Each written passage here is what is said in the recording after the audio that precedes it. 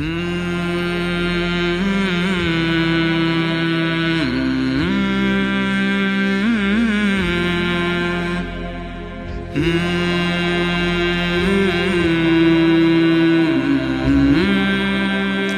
علیکم ورحمۃ اللہ وبرکاتہ۔ الحمدللہ وکفی وسلام علی عبادہ الذین اصطفی وخاصۃ علی محمد رسول اللہ صلی اللہ تعالی علیہ وسلم۔ اما بعد فاعوذ باللہ من الشیطان الرجیم، بسم اللہ الرحمن الرحیم۔ وَكَذَلِكَ جَعَلْنَاكُمْ أُمَّةً وَسَطًا لِتَكُونُوا شُهَدَاءَ عَلَى النَّاسِ۔ اور ہم نے تمہیں اعتدال والی امت بنایا تاکہ تم دنیا کے لوگوں کے سامنے گواہی دے سکو۔ یہ ایک آیت کا ٹکڑا میں نے پڑھا ہے۔ روزانہ کی تلاوت میں سارا قرآن تو بیان نہیں ہو سکتا، جو آیت پیش کرنی زیادہ ضروری ہوتی ہے اس کو میں کوشش کرتا ہوں ہائی لائٹ کرتا ہوں۔ اس میں اللہ نے ہمیں زندگی گزارنے کا ایک پیمانہ دے دیا، ایک ترازو دے دیا ہے کہ ہم نے تمہیں اعتدال والی امت بنایا ہے۔ اس کی میں مثال دیتا ہوں، جیسے پہلے زمانے میں ترازو ہوتے تھے، اب تو ڈیجیٹل آ گئے۔ تو ترازو ہوتے تھے تو اس میں نا ایک کانٹا ہوتا تھا یہاں ایسے کر کے، اور ادھر دو پلڑے ہوتے تھے۔ تو جب وہ کانٹا بالکل درمیان میں ہوتا تھا، نہ ادھر جھکاؤ نہ ادھر جھکاؤ، تو اس کی اس حیثیت کو اعتدال کہتے ہیں۔ ادھر چلا جائے زیادہ تو بھی شدت پسندی، ادھر چلا جائے زیادہ تو بھی شدت پسندی۔ یوں ہو جائے دین میں بہت زیادہ، یہ بھی اللہ کو پسند نہیں۔ ایسے ہو جائے دنیا میں بہت زیادہ، یہ بھی اللہ کو پسند نہیں۔ اللہ تعالیٰ فرماتے ہیں کہ اپنی زندگی میں عدل پیدا کرو، انصاف پیدا کرو، اعتدال پیدا کرو، کہ جب دنیا میں لگو تو ایسے نہ لگو کہ تمہیں آخرت بھول جائے، تم جھوٹ کو حلال کر دو، سود کو حلال کر دو، اور سارے حرام کو کرتے چلے جاؤ کہ جی ہم تو گناہ گار ہیں، ہم تو دنیا دار ہیں۔ یہ بھی انتہا پسندی ہے، یہ اللہ کو پسند نہیں ہے۔ دنیا کی طلب ایک بڑا عمل ہے۔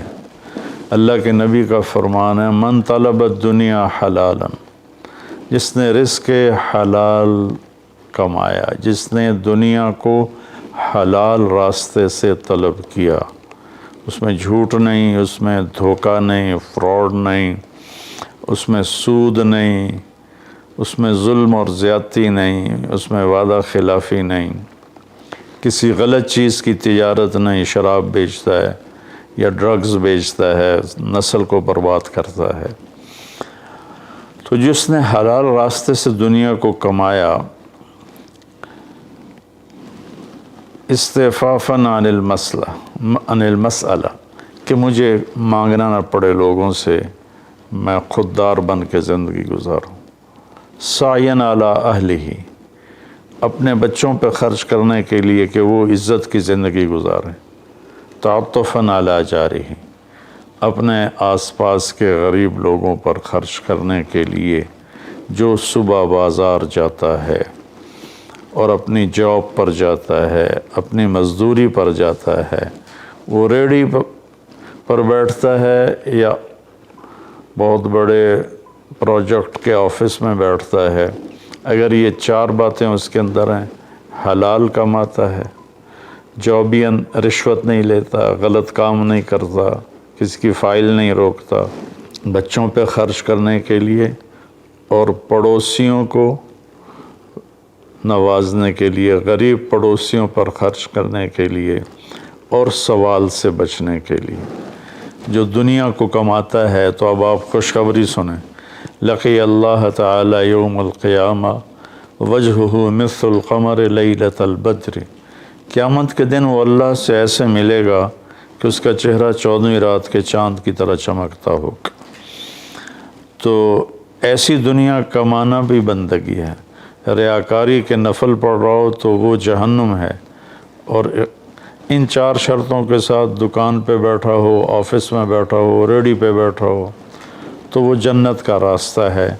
اللہ کو اتنا پسند ہے کیونکہ اس میں درمیانی راستہ ہے، اعتدال والا راستہ ہے۔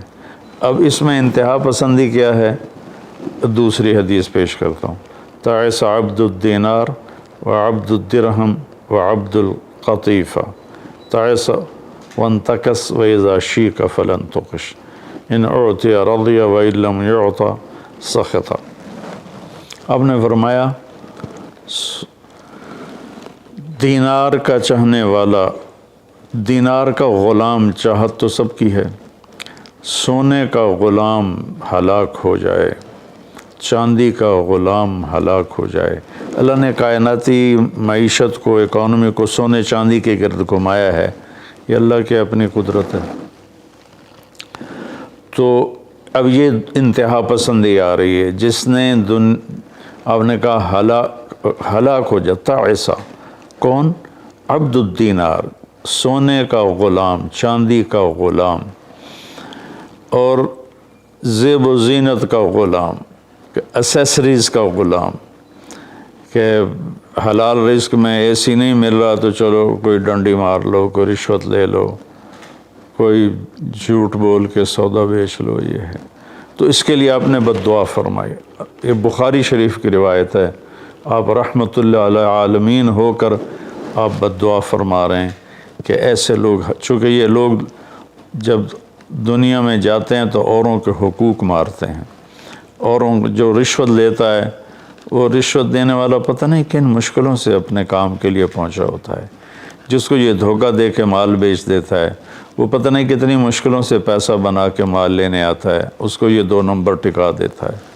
اس لیے ان کے لیے بد دعا فرمائی کہ یہ معاشرے کے لیے ناسور لوگ ہیں، چاہے یہ کتنے ہی نامور ہوں، لیکن یہ معاشرے کے لیے ایک عذاب ہیں، ایک مصیبت ہے۔ تو دنیا میں بھی چلو تو درمیانہ راستہ اختیار کرو، اتنے نہ کھب جاؤ میرے بھائیو کہ ٹوائلٹ میں بھی سودے ہو رہے ہوتے ہیں، پیشاب کرتے ہوئے۔ ابھی میں کراچی سے لوٹا تو لاہور ایئرپورٹ پر میں وضو کرنے گیا تو پیچھے جو پیشاب کرنے کی جگہ ہوتی، وہاں ایک آدمی کھڑا ہوا، گردن کے ساتھ اس نے موبائل پکڑا ہوا تھا اور بولے جا رہا تھا، بولے جا رہا تھا، بولے جا رہا تھا۔ یہ بھی کوئی زندگی نہیں ہے، کھانا بھی کھا رہے ہیں اور سودا بھی بیچ رہے ہیں اور پیمنٹ بھی لے رہے ہیں اور سودا کر بھی رہے ہیں اور ساتھ کھانا بھی کھا رہے ہیں۔ تو یہ تو کھانا زہر بن جاتا ہے، دماغ کی طرف سے آرڈر جاتا ہے کہ کھانا آ گیا ہے، تیار ہو جاؤ، معدے کو آرڈر ملتا ہے، ساتھ ہی فون کی گھنٹی بجتی ہے، فون اٹھاتا ہے تو آرڈر فون کی طرف چلا جاتا ہے، معدے کو آرڈر نہیں جاتا، غذا زہر بن جاتی ہے۔ تو ایسی دنیا کما کے کیا کرنا جس میں آپ کی صحت ہی برباد ہو جائے اور آپ اتنے مصروف ہو جائیں کہ گھر میں آ کر بھی کوئی بچوں سے دلچسپی نہیں، بس اپنے موبائل پر یا سودے کر رہے ہیں یا موبائل پہ کوئی گیمیں کھیل رہے ہیں یا کوئی مووی دیکھ رہے ہیں یا کوئی ڈرامہ دیکھ رہے ہیں۔ کتنی مائیں ہیں جو اس طرح اپنے بچوں کو جھٹک دیتی ہیں، وہ ڈرامہ دیکھ رہی ہوتی ہیں یا کوئی مووی دیکھ رہی ہوتی ہیں یا کوئی کلپ دیکھ رہی ہوتی ہیں، تو بچہ آتا ہے تو اس کو ہوں ہاں کر کے ٹال دیتی ہیں۔ میرے بھائیو، میری بہنوں، اپنی زندگی کو وہ درمیان میں لاؤ، درمیان۔ میں ایک آپ کو مثال دیتا ہوں، گاڑی کے چاروں ٹائر میں ہوا بیلنس ہو تو گاڑی صحیح چلتی ہے، چاہے ایف ایکس کیوں نہ ہو، اور اگر ہوا اوپر نیچے ہے، بیلنس نہیں ہے، تو مرسڈیز بھی ہوگی تو وہ چلنے میں آپ کو تکلیف دے گی۔ ایک گاڑی ہے، انسان بھی، اس کو بھی بیلنس آف لائف چاہیے۔ یہ گھر میں آؤ تو گھر کے ہو جاؤ، فون آف کر دو، اور اپنے بچوں سے بات کرو، بیوی سے بات کرو، ان کے ساتھ بیٹھو، ان سے گپ شپ کرو، اور گھر کی باتیں کرو، گھر کے مسائل ذکر کرو، باہر کے مسائل کو گیٹ پہ چھوڑ کے آ جایا کرو۔ تو یہ تو دنیا ہے نا، اللہ نے اس میں ناپسند کیا ہے کہ ہم اپنے آپ کو زیادہ کھو پائیں، لیکن دین میں بھی اللہ نے ناپسند کیا ہے کہ ہم اس میں زیادہ لگ جائیں۔ لا تغلوا فی دینکم، اپنے دین میں انتہا پسندی پہ مت جاؤ۔ اللہ نے اپنے محبوب سے فرمایا فلا تذهب نفسک علیہم حسرات، میرے نبی آپ ان غیر مسلموں کو تبلیغ کرتے ہوئے اتنا دکھ نہ اٹھائیں کہ آپ خود آہیں بھرتے بھرتے فوت ہو جائیں۔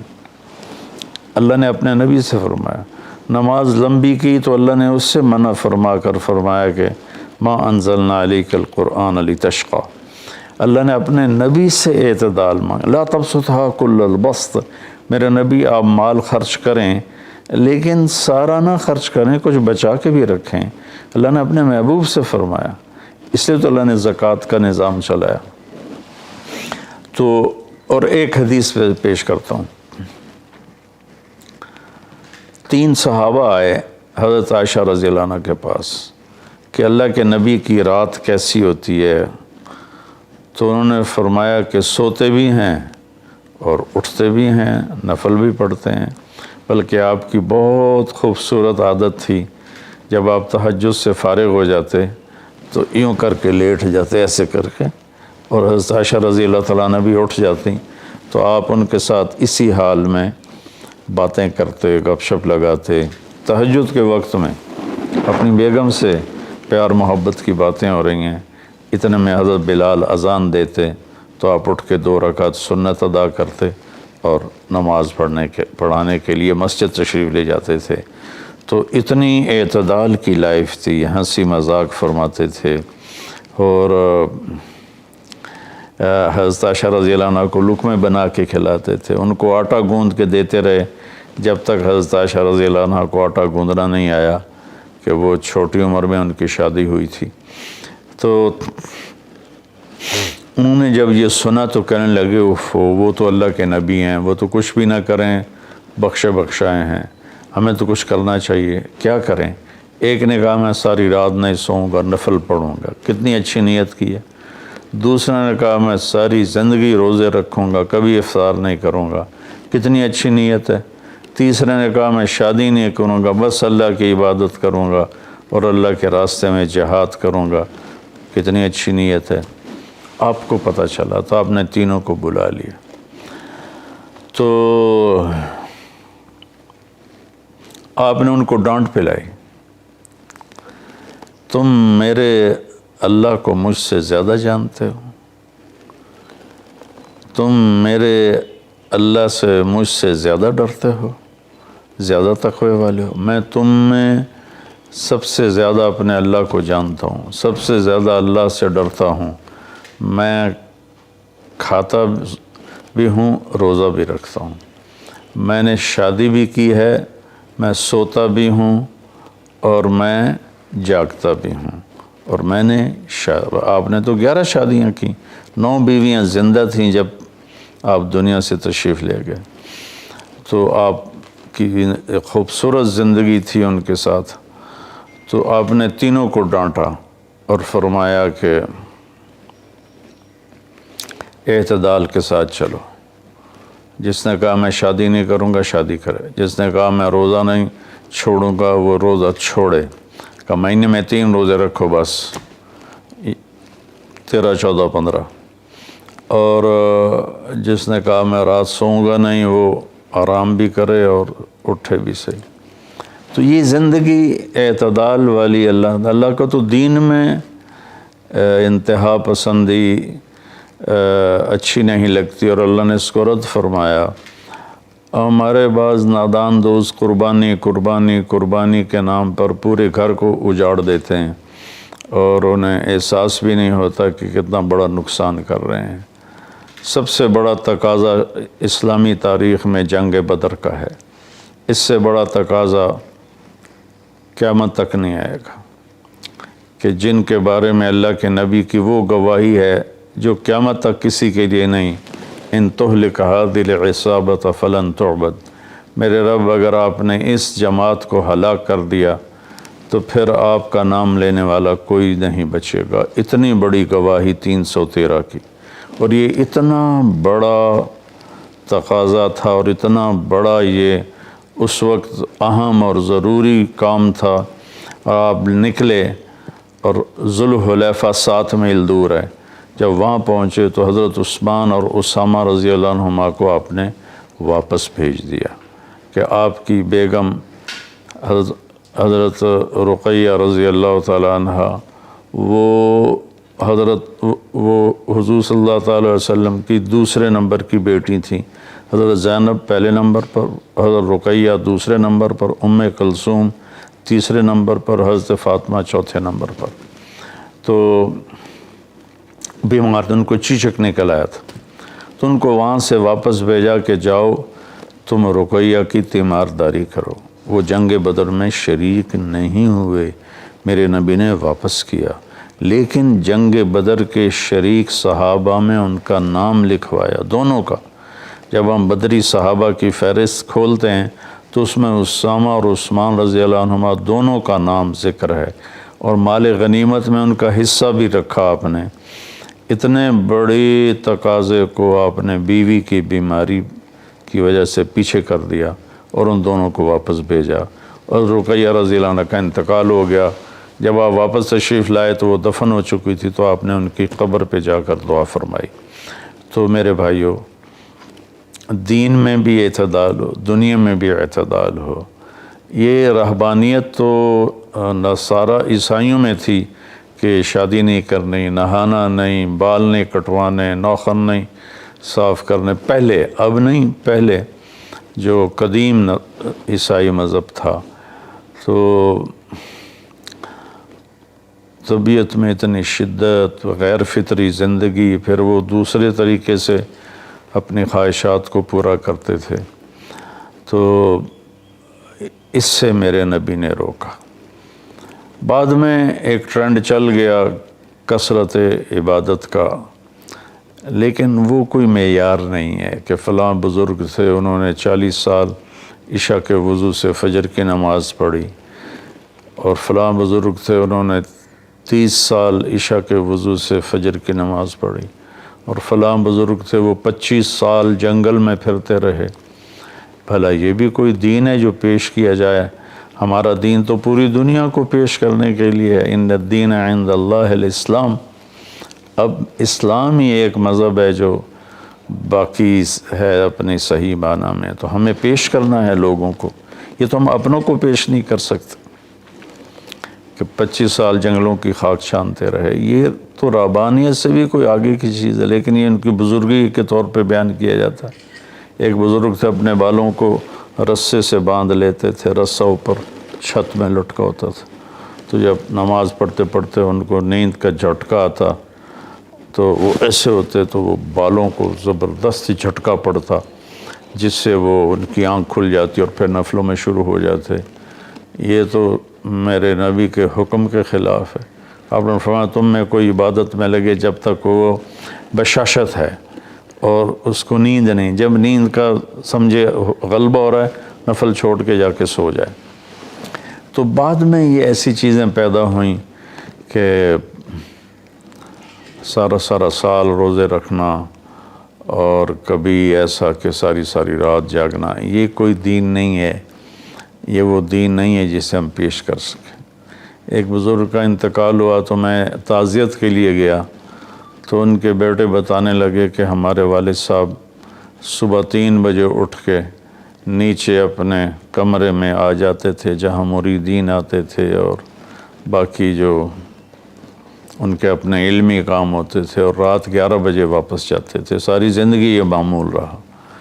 یہ کوئی قابل ذکر بات نہیں ہے جس کو ہم بطور ایک نمونہ پیش کریں۔ میرے نبی نے اپنی زندگی کو 4 حصوں میں تقسیم کیا ہوا تھا۔ ایک حصہ لوگوں کے لیے، ایک بیوی بچوں کے لیے، ایک اپنی ذات کے کاموں کے لیے۔ آپ اپنے کپڑے خود دھوتے تھے، 9 بیویاں تھیں، آپ اپنے کپڑے خود دھوتے تھے اور ایک حصہ آپ نے رکھا ہوا تھا اللہ کے لیے۔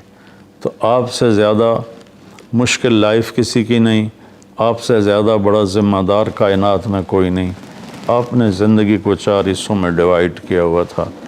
تو اگر ہم دنیا میں لگتے ہیں تو حلال حرام بھول جاتے ہیں، جھوٹ سچ بھول جاتے ہیں، دھوکہ دیانت کو بھول جاتے ہیں، اور دین میں لگتے ہیں تو بچے بیوی بھول جاتے ہیں، اپنے کام کاروبار بھول جاتے ہیں۔ آپ دیکھیں اصحاب صفہ وہ تھے جن کا کوئی کام نہیں تھا، لیکن 10 مبشرہ میں سے ایک بھی اصحاب صفہ میں نہیں، خلفاء میں ایک بھی اصحاب صفہ میں نہیں۔ اور اصحاب صفہ کوئی دینی تقاضوں کے لیے فارغ نہیں بیٹھے تھے، اصحاب صفہ کا ٹھکانہ کوئی نہیں تھا۔ جب صدیقی دور میں ٹھکانے مل گئے تو اصحاب صفہ بھی ختم ہو گئے۔ تو بھائیو، میری گزارش ہے آپ سب کی خدمت میں کہ اعتدال کی زندگی گزارو، اللہ کے واسطے اعتدال کی زندگی گزارو۔ ایک صحابی آئے، بڑے مالدار تھے، کپڑے ان کے پرانے بھی تھے اور بڑے گھٹیا قسم کے تھے اور میلے بھی تھے۔ آپ نے ان سے فرمایا کیا ہوا، غریب ہو گئے ہو؟ کہا جی نہیں۔ آپ نے فرمایا تو اللہ نے جو تجھے دیا ہے تو چاہتا ہے کہ اللہ تیرے اوپر اس کا اثر دیکھے، اٹھو جا کے کپڑے تبدیل کر کے آؤ۔ آپ نے ان کو واپس بھیجا، ان کے کپڑے تبدیل کروائے۔ تو یہ کہ کسی کو اللہ رزق دیتا ہے، وہ اچھے کپڑے پہنتا ہے، اچھی سواری استعمال کرتا ہے، اچھے گھر میں رہتا ہے، اپنا کاروبار دیکھتا ہے، اس کو دنیا داری نہیں کہتے۔ دنیا داری تو جھوٹ اور فراڈ اور حرام اور رشوت، جتنے غلط راستوں سے جو جانا ہے کاروباری زندگی میں، یہ دنیا داری ہے۔ عبد الرحمن بن عوف رضی اللہ تعالیٰ عنہ نے وراثت میں اتنا سونا چھوڑا کہ بچوں میں تقسیم کرنے کے لیے وراثت کو کاٹتے کاٹتے آریاں ٹوٹ گئیں۔